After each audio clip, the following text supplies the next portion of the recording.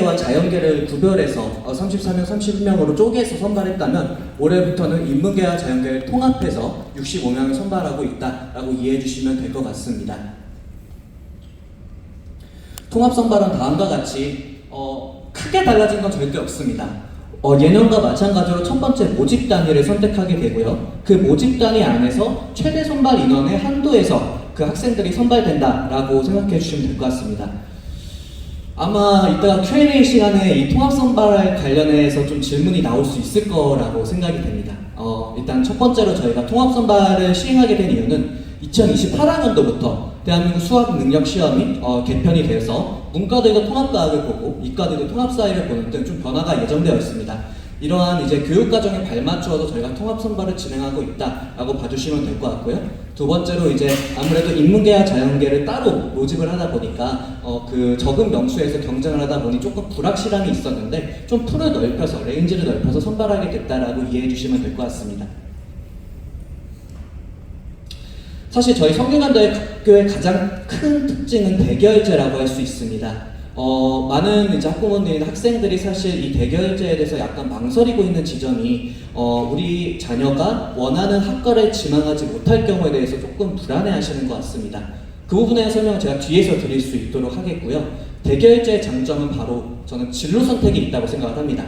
1학년 때는 기초 소양 과목을 통해서 여러 가지 진로들에서 학습하고, 그리고 대결제의 가장 큰 장점은 바로 러닝 커뮤니티라고 해서 LC 제도를 저희 성균관대학교에서 운영하고 있습니다. 특히 이제 9월 입학하는 친구들 같은 경우에는 다른 학생들과 조금 입학 시기가 달라서 이 학생이 조금 적응에 대해서 좀 걱정하시는 학부모님들께서 좀 덜어 있으신 걸로 알고 있습니다. 저희 성균관대학교에서는 LC 제도에서 9월 입학생들 같은 경우에는 이 친구들끼리 따로 모아서 학생 생활에 적응이 무리가 절대로 없게끔 현재 마련하고 있습니다. 대결제는 다음과 같이 인문과학 계열, 사회과학 계열, 자연과학 계열, 그리고 공학 계열 이렇게 4가지 계열이 있고요. 인문과학 계열 같은 경우에는 어문 계열, 그리고 유학동양학과, 문화정보학과, 사회과학 계열 같은 경우는 경제학과, 통계학과, 그리고 미디어 커뮤니케이션학과, 자연과학 계열 같은 경우에는 수학과, 화학과, 그리고 공학 계열 같은 경우에는 기계공학과, 화학공학부 이렇게 전공이 이루어지고 있습니다. 이 부분이 바로 이제 제가 말씀드렸던 부분인데요. 보시는 바와 같이 진입정원, 즉 154명 중에서 재외국민 특별전형 입학자는 35명입니다. 이 말인 즉슨 재외국민 전형 학생들이 소수이고 그만큼 들어갈 수 있는 범위는 넓기 때문에 일지망을 선택하면은 거의 많은 학생들이 일지망으로 가게 됩니다. 그리고 두 번째로 사실 재외국민 특별전형 입학자 같은 경우에는 그 계열 진입 관련해서 별도의 TO로 운영되고 있기 때문에 일지망을 원하는 학과가 떨어지는 경우는 거의 없다라고 보셔도 됩니다.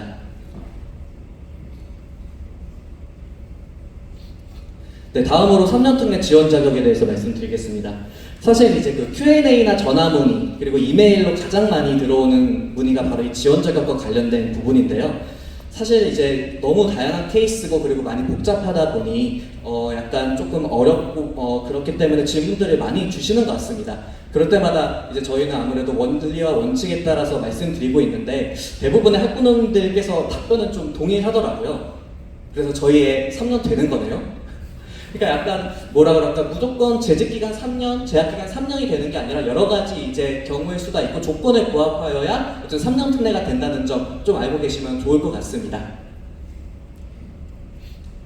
3년 특례에서는 3년이라는 숫자도 물론 중요하지만 다음에 4가지 지원 자격을 모두 갖추셨을 때 비로소 3년 특례의 자격 요건을 갖추었다라고 볼 수 있겠습니다.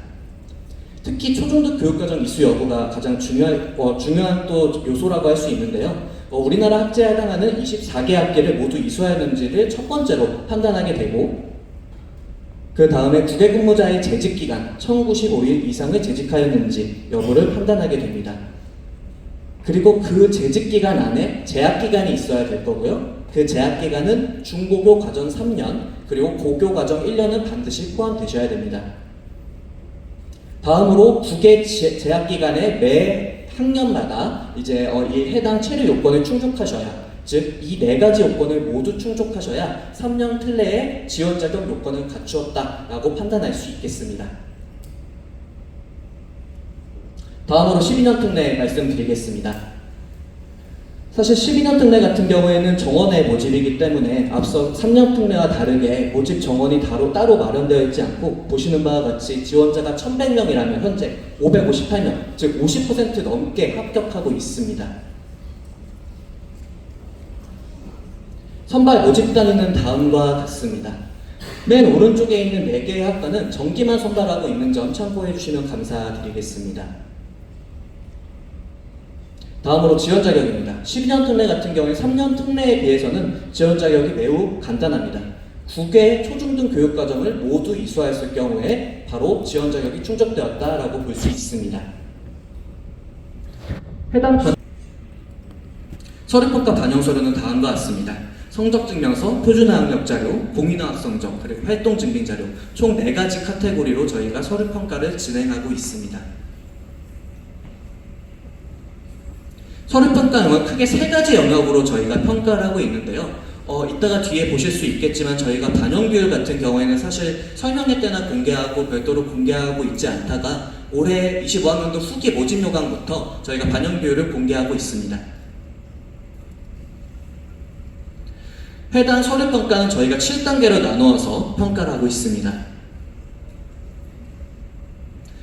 먼저 학업 소외성과 학업 충실성 영역을 저희가 세부적인 지표로서 판단하고 있는지 말씀드리고자 합니다. 전 과목의 학업 성취도, 그리고 학년과 학기별의 성적 안정성, 그리고 어떻게 적극적으로 참여하고 자세를 취하였는지 트랜스크립트나 리포트 카드를 통해서 저희가 입체적으로 이 학생에 대해서 현재 평가하고 있습니다. 다음으로 탐구 영역입니다. 특히 도전적인 과목 이수 현황, 그리고 관심 분야에 대한 지적 호기심 분야를 꼽을 수 있겠는데요. 앞서 들으셨겠지만 저희 성균관대학교는 전공 적합성을 보지 않습니다.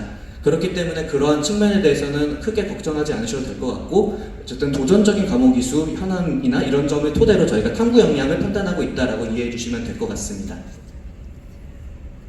네, 다음으로 미래성장성과 공동체 의식입니다. 제1국민 특별전형 같은 경우에는 국내 학생부 종합전형과 다르게 수상 실적이라든가 봉사활동 같은 것을 저희가 제출을 활동증명 자료로서 요청드리고 있는데요. 그 부분에 대한 평가 영역이라고 생각해 주시면 될 것 같습니다. 반영 비율은 다음과 같습니다. 학업 역량 40%, 탐구 역량 40%, 그리고 잠재 역량 20%입니다. 보시는 바와 같이 학업 역량과 탐구 역량이 80%로서 가장 중요한 비중을 차지하고 있음을 확인할 수 있으실 겁니다. 저희가 서류 100%로 평가를 하고는 있지만 면접이 있는 일부 모집 단위가 있습니다. 3년 특례 같은 경우에는 의예과가 해당이 될 것 같고요. 12년 특례 같은 경우도 의예과와 스포츠과학과 이렇게 2개가 면접이 있는 모집 단위라고 할 수 있습니다. 면접 진행 방식은 한 명의 수험생과 여러 명의 교수님들이 하나의 방에서 면접이 이루어지는 형태로 진행이 되고요. 그리고 블라인드 형태로 평가가 되기 때문에 이 학생의 이름도 알 수 없고 출신 학교도 알 수 없고 성적도 알 수 없습니다. 가번호를 달고 그 면접 그 자체만 평가하는 식으로 면접 평가는 이루어집니다. 예시 문항입니다. 의예과 면접 같은 경우에 해당 시기가 오면은 이 부분도 많은 문의가 들어옵니다. 수학 문제를 푸냐, 화학 문제를 푸냐. 하지만 저희는 인적성을 보고 있습니다. 제시문을 주어지고 이에 대해서 요약을 하란다든지 아니면 개인적인 생각을 물어본다라든지 이런 식으로 크게 준비하지 않아도 어느 정도 지금 현재 교육과정에서 충실히 이수하였다면 해당 교양을 토대로 판단할 수 있는 면접 문제라고 할 수 있습니다. 12년도 마찬가지로 의예과 같은 경우에 다음과 같이 제시문을 요약하는 형태로 이루어지고 있습니다. 현재 저희가 보여드리고 있는 이 면접 문항 같은 경우에는 저희 성균관대학교 입학처 홈페이지에 들어가게 되시면 선행학습 영향평가 보고서라는 것을 저희가 게시해드리고 있고요. 그 부분을 통해서 또 확인할 수 있으니까 그것도 같이 참고해 주시면 좋을 것 같습니다. 네, 스포츠과학과는 좀 더 단순합니다. 지원한 동기라든지 스포츠 과학에 대한 설명이라든지 그래서 절대로 면접에 대해서 두려움을 가지실 필요가 없고 부담을 가지실 필요가 없다라는 점 강조드리고 싶습니다. 전형 일정입니다. 일단 당장 3월 말부터 저희 후기가 이제 진행이 될 거고요. 3월 24일부터 3월 27일 그리고 면접 시험은 5월 29일 그리고 합격자 발표는 일단 6월 12일로 예정하고 있습니다. 해당 정기 일정 같은 경우에는 현재 저희가 모집 요강을 게시하지 않았기 때문에 예년에 준해서 저희가 적시한 것이라고 생각해 주시면 좋을 것 같고요. 대략 7월 중 그리고 8월 중 9월 중으로 예년과 동일하게 진행될 예정입니다. 자세한 일정은 5월에 게시되는 모집 요강 한번 확인해 주시면 감사드리겠습니다. 다음으로 이제 설명회에서만 저희가 특별하게 공개해드리는 지원 전략에 대해서 말씀드리고자 합니다. 먼저 첫 번째입니다. 학생부 종합전형을 한 번쯤 생각해 보시는 것도 좋지 않을까 싶습니다. 특히 12년 특례 같은 경우에는 올해부터 6회 제한이 폐지가 되었기 때문에 카드가 한 점 더 늘어날 수 있다고 볼 수 있겠죠. 그렇기 때문에 학생부 종합전형에 과감하게 도전하는 것도 하나의 또 방법이 될 수 있을 것이라 생각이 됩니다. 특히 학생부 종합전형 같은 경우에 선발 인원이 굉장히 많습니다. 그렇기 때문에 그만큼 기회도 많이 열려있다고 볼 수 있을 것 같습니다. 재외국민 특별전형 대상자들이 아무래도 지원할 수 있는 전형은 바로 융합형과 탐구형, 성균인재 이 세 가지 전형이라고 볼 수 있겠는데요. 융합형 같은 경우에는 저희가 모집하고 있는 계열제를 선발하고 있는 전형이라고 보시면 될 것 같고, 성균인재 같은 경우에는 면접이 있는 모집단이라고 보시면 될 것 같습니다. 따라서 자유종목 위예과가 이에 해당된다고 볼 수 있겠습니다. 다음으로 탐구형 같은 경우에는 학과 모집을 하고 있고요. 물론 재외국민 특별전형에서 저희가 첨단학과를 선발하고 있지만 이 학생부 종합전형의 탐구형을 통해서는 반도체 시스템공학과라든가 지능형 소프트웨어 학과 같이 계약학과도 지원을 하실 수 있고 충분히 도전하실 수 있습니다. 전형 요소는 서류 100%입니다. 다만 교육과정 내에서 이루어지고 있는 IB-DP라든가 AP는 제출이 가능하신데 재외국민 특별전형과 다르게 SAT나 토플 등 어학성적은 제출이 불가능하십니다. 가장 중요한 점은 최저 학력이 없습니다. 따라서 지금 현재 이수하고 있는 교육과정에서 충실하게 이수하셨고 거기서 뛰어난 성과를 보이고 계시다면 수능에 대한 부담감 없이 충분히 지원하실 수 있다고 생각이 됩니다. 네, 성균인재, 면접이 있는 모집조합 단위 같은 경우에는 1단계로 서류 100%를 선발하고요. 2단계로서 서류 70에 면접 30%로 진행될 예정입니다. 네, 다음으로 이제 선호도와 합격 가능성의 상관관계에 대해서 말씀드리고자 하는데요. 제가 다음에 보여드릴 선호도는 일반적인 국내 입시가 아닌 재외국민 특별전형에서의 선호도라고 이해해 주시면 감사드리겠습니다. 네, 선호도는 다음과 같습니다. 문과 같은 경우에는 저희가 일반적으로 학생들의 선호도가 높은 글로벌 경영이나 글로벌 경제보다도 사회과학 계열이 높음을 알 수 있을 것 같고요. 다음으로 이공계 같은 경우에는 소프트웨어학과보다도 자연과학 계열이 조금 더 높다, 선호도가 높다는 것을 확인하실 수 있을 겁니다. 이 점을 통해서 저희가 강조하고 싶은 점은 바로 이 부분입니다. 글로벌 경영학과 같은 경우에는 다음과 같은 합격자가 저희가 선발을 했습니다. 하지만 과연 이 중에서 몇 명이나 실제로 등록을 하게 되었을까요? 네, 85등, 103등, 71등 이 세 학생이 실제로 등록하였습니다. 즉 과감하게 도전하는 것도 하나의 방법이 될 수 있다라고 저희는 생각합니다. 네, 다음으로 IB-DP 여기 비스 이제 호치민 같은 경우에 IGSC고 IB-DP 과정을 알고 있고요. 이에 대한 실제 결과를 말씀드리고자 합니다. 최저 점수는 35점으로 확인이 되고 있고 평균 점수는 40.7점 그리고 최고 점수는 44점으로 나타나고 있습니다. 다만 여기서 유념해 주셔야 될 점은 통계적인 측면이기 때문에 내가 44점을 맞았다고 해서 반드시 합격을 한다는 것도 아니고 내가 35점을 맞았다고 해서 반드시 떨어진다라는 점은 아닌 점, 즉 상대평가이기 때문에 그냥 참고만 해줄 수 있는 자료인 점에서 그냥 확인해 주시면 좋을 것 같습니다. 네, 다음으로 IB-DP 성적이 얼마나 결과에 미치는지, SAT 등이 얼마나 결과를 미치는지 한번 살펴보고자 하는데요. 다음 두 학생이 있습니다.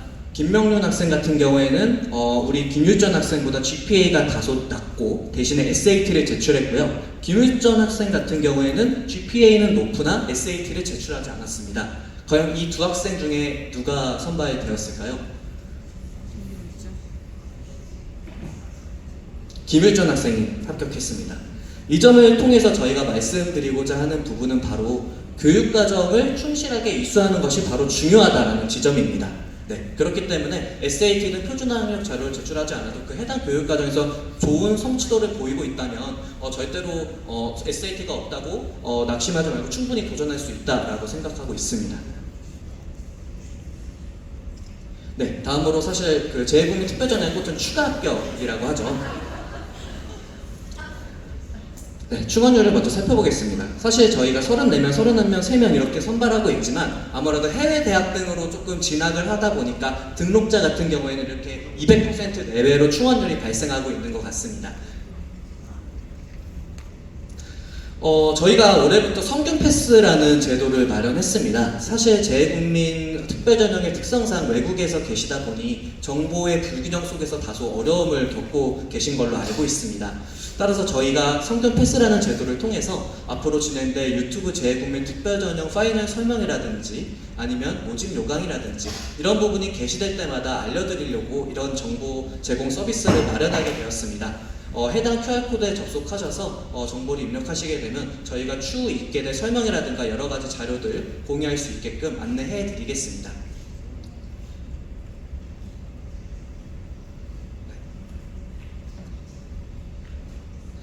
이메일인데요. 물론 뭐 많이들 알고 계시겠지만 지금 현장에서 약간 질문을 하기 조금 어려운 부분들이라든가 텍스트로 설명을 해야 보다 명확하게 질문할 수 있는 부분들은 이 이메일로 전송해 주시면 제가 최대한 답변 드릴 수 있도록 노력하겠습니다. 다음은 이제 저희 성균관대학교 슬로건인데요. 사실 저희가 이렇게 베트남을 방문하고 여기 비스 호치민을 방문하게 된 이유는 저희 성균관대학교에 앞으로 진학하게 될 인재를 모집하고자 이렇게 오게 되었습니다. 사실 지금 현재 저희가 만나고 있는 이 인연이 우연일 수는 있겠지만 내년이나 내후년에는 꼭 필연이 될 수 있게끔 소망하면서 이만 설명에 마칠 수 있도록 하겠습니다. 네, 감사합니다.